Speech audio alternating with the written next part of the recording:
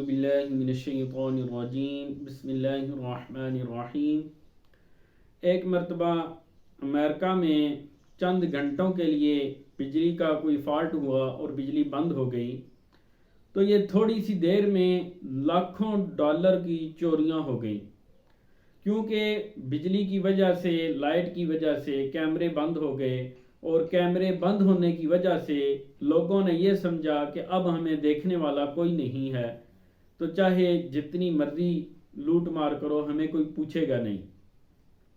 تو اس لیے اسلام جو ہے یہ بہت ہی زبردست قسم کا دین ہے کہ اس میں انسان ایک دوسرے کے ڈر کی وجہ سے، خوف کی وجہ سے نیکی نہیں کرتا، بلکہ اس کی وجہ سے نیکی کرتا ہے کہ رب ہر وقت دیکھنے والا ہے، وہ ہمیشہ لوگوں کے اوپر نظر رکھتا ہے، وہ دیکھتا ہے۔ لوگ پھر اللہ تعالیٰ کے خوف کی وجہ سے چوریاں ڈکیتیاں نہیں کرتے اور معاشرہ امن و سکون میں رہتا ہے۔ نیک، کسی نے سوال کیا کہ نیک کون ہوتا ہے؟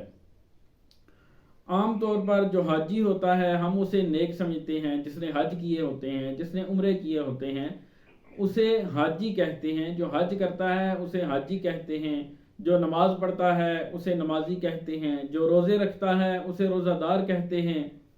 اسی طرح جو نیک عمل کرتا ہے اس نیک عمل کی وجہ سے، جو اچھے کام کرتا ہے اس عمل کی وجہ سے پہچانا جاتا ہے۔ ایک مرتبہ امام احمد رضا خان بریلوی رحمۃ اللہ علیہ سے کسی نے پوچھا کہ نیک کون ہوتا ہے؟ انہوں نے 2 لفظوں میں چھوٹا سا جواب دیا کہ جس کی تنہائیاں پاک ہوتی ہیں وہ نیک ہوتا ہے۔ تو اسی لیے ایک مرتبہ حضرت عبداللہ بن عمر رضی اللہ تعالی عنہ ایک مرتبہ کسی سفر پہ جا رہے تھے، تو آپ کا ارادہ لمبے سفر کا تھا، تو اس لیے آپ نے اپنے ساتھ کچھ کھجوریں، سرکہ اور خشک میوہ وغیرہ کچھ رکھ لیے تاکہ سفر میں کھانے پینے کے کام آئیں گے۔ تو آپ جب کچھ سفر طے کیا آپ نے، تو آپ اپنے علاقے سے باہر نکلے تو ادھر آپ کو کچھ بھوک محسوس ہوئی دن کے وقت، تو آپ کھانے کے لیے رکے، کیونکہ وہ رمضان المبارک کا مہینہ نہیں تھا، یہی کوئی محرم سفر یا کوئی اس طرح کا مہینہ تھا، تو آپ گرمی کی شدت تھی تو آپ کھانے کے لیے رکے۔ تو کچھ دور چلتے ہوئے ایک چرواہا بکریوں کو چراتا ہوا ادھر آیا، تو آپ نے اسے کھانے کی دعوت دی۔ ہمارے ہاں بھی ایسے ہی ہوتا ہے کہ جب ہم کھانا وغیرہ کھا رہے ہوں، کوئی دوسرا آدمی باہر سے آ جائے تو ہم اسے بھی کھانے کی دعوت دیتے ہیں کہ آؤ کچھ نہ کچھ کھا لو۔ تو اسی طرح آپ نے بھی اسے دعوت دی، تو اس نے کہا اللہ تعالیٰ آپ کو جزائے خیر عطا فرمائے، آپ کھائیں میں نہیں کھاؤں گا۔ آپ نے پھر دوبارہ اسی طرح کہا، اس نے پھر انکار کر دیا۔ آپ نے جب اصرار کیا تو اس نے کہا کہ آپ زیادہ اصرار نہ کریں، میں روزے سے ہوں۔ آپ اس کی بات سن کر بڑے حیران ہوئے، تو پھر آپ نے کہا کہ چلو دیکھتے ہیں کہ یہ خالی روزہ دار ہے یا نیک بھی ہے۔ تو آپ اٹھ کر اس کے قریب گئے اور ایک بکری کے اوپر ہاتھ رکھا، تو اسے کہا کہ یہ بکری مجھے بیچ دو۔ تو اس نے کہا کہ میں یہاں پر بکریاں چراتا ہوں اور دن کی اجرت لیتا ہوں، یہ بکریاں میری نہیں ہیں، اس لیے میں آپ کو یہ بکری نہیں بیچ سکتا۔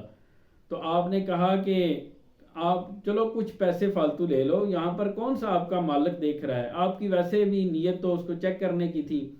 تو آپ نے جب تھوڑا سا اصرار کیا تو اس نے کہا کہ یہ بکریوں کا مالک تو نہیں دیکھ رہا لیکن میرا مالک تو دیکھ رہا ہے۔ آپ اس کی بات سن کر بڑے حیران و پریشان ہوئے، تو آپ نے ادھر سے سفر پر جانے کا ارادہ ترک کر دیا۔ آپ وہیں سے واپس ہوئے اور واپس آ کر اس بکریوں کے مالک کی تلاش شروع کر دی۔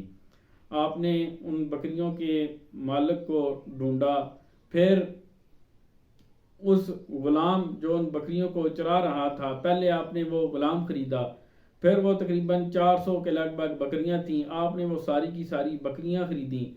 پھر جب وہ بکریاں لے کر واپس آیا تو آپ نے پہلے اس غلام کو آزاد کر دیا، پھر وہ ساری کی ساری بکریاں جو ہیں وہ اسے تحفے میں عطا کر دیں۔ تو وہ بڑا حیران ہوا، تو آپ نے پھر وہاں پر قرآن پاک کی ایک آیت تلاوت کی، تو پھر آپ نے فرمایا کہ جو آدمی اللہ تعالیٰ کے خوف سے ڈر جائے تو اللہ تعالیٰ اس کو رزق وہاں سے دیتا ہے جہاں سے اس کا گمان بھی نہیں ہوتا۔ تو اللہ تعالیٰ ہمیں نیک عمل کرنے کی توفیق عطا فرمائے۔ وآخر الدعوانا الحمدللہ رب العالمین۔